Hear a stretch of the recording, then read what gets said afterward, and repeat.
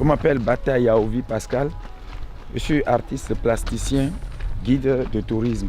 C'est quoi ton parcours exactement?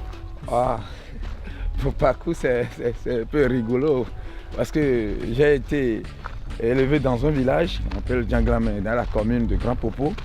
Et il n'y avait pas de collège dans mon village. Et il faut faire environ une trentaine de kilomètres avant d'aller au centre-ville où se trouve le collège. J'ai eu la chance à croiser les Blancs, les expatriés qui viennent en tant que zone touristique dans notre commune. J'ai commencé à les amener à des sites, et les explications autres.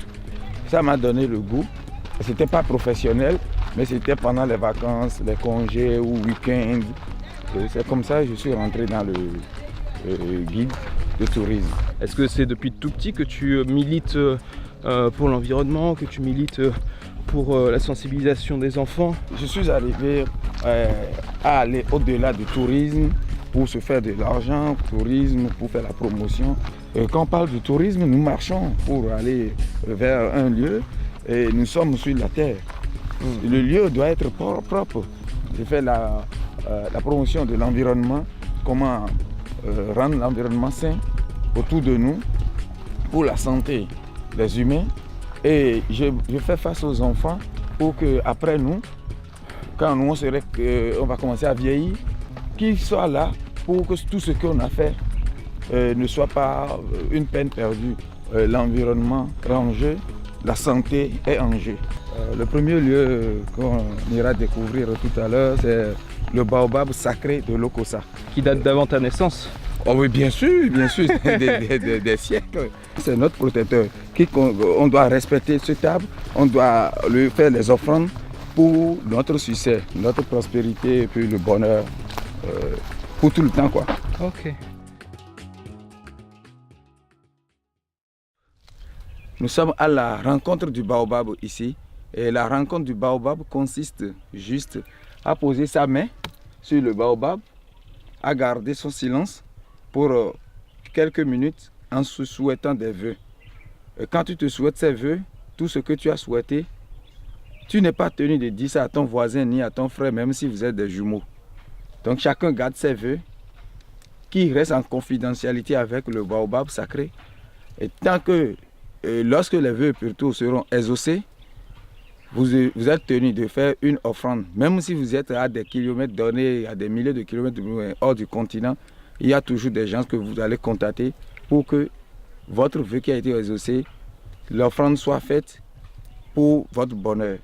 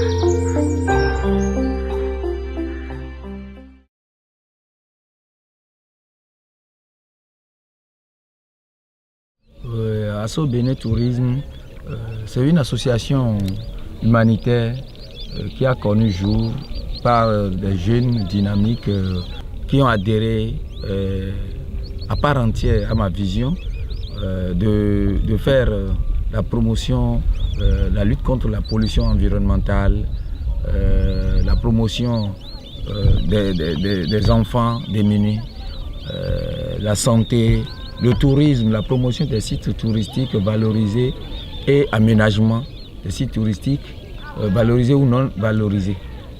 L'homme ne peut rien faire seul. Une seule hirondelle ne fait pas le printemps. Tout ce que j'ai fait, mon parcours jusque-là, la contribution de chacun fera que nous serons plus hauts et plus forts. La protection de l'environnement, c'est quelque chose qui te touche? L'environnement malsain ne présente pas le bon paysage pour le tourisme. Mauvaise nutrition ne présente pas la bonne attitude du tourisme. Tu as créé Asobena Tourisme pour ça, pour arriver à mixer les deux, pour arriver à mixer la protection de l'environnement et en même temps le tourisme, la valorisation de ton pays et de ses beautés. C'est des choses fondamentales parce que tout à l'heure on a parlé de baobab sacré et baobab c'est un arbre.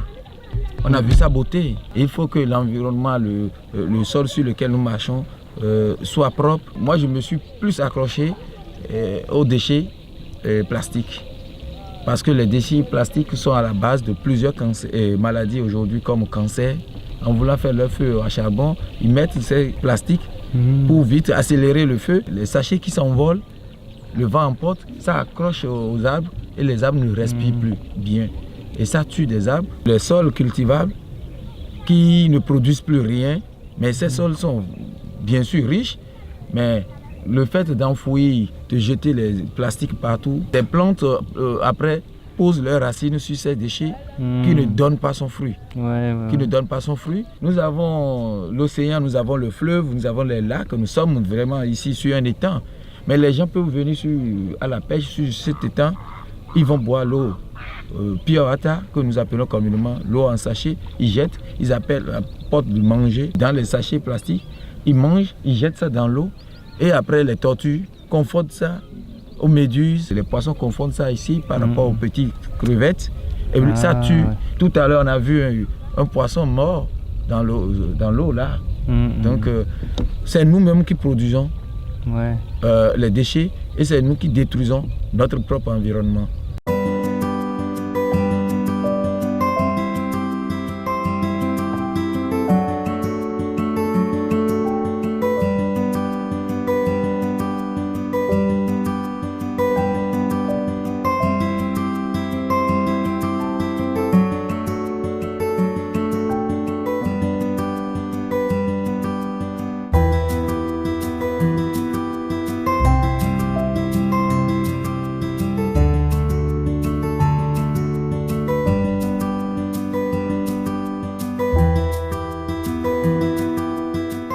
Qu'est-ce que tu as décidé de faire pour contrer ça, pour essayer de réduire la consommation de plastique, de sachets plastiques et de sacs plastiques surtout? J'ai confectionné des sacs à base de lait cru.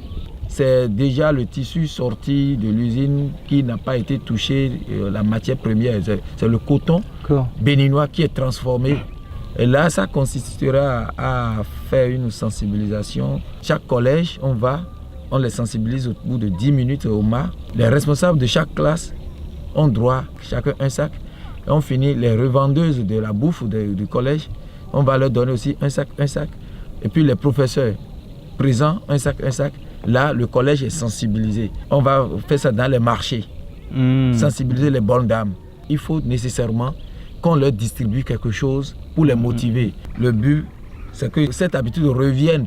Nos parents avant, ils ont des foulards, ils ont des sacs, ils ont des glottes fabriquées à base de matières végétales. L'habitude est perdue au détriment des sachets.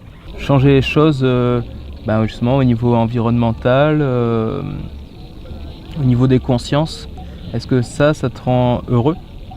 Oui, ça me rend heureux parce que ce qui rend heureux, c'est la paix du cœur. Si moi j'arrive déjà à convaincre des gens et les populations sont conscientes de leur propre sort, je suis très heureux de dire que moi j'ai pu changer ça.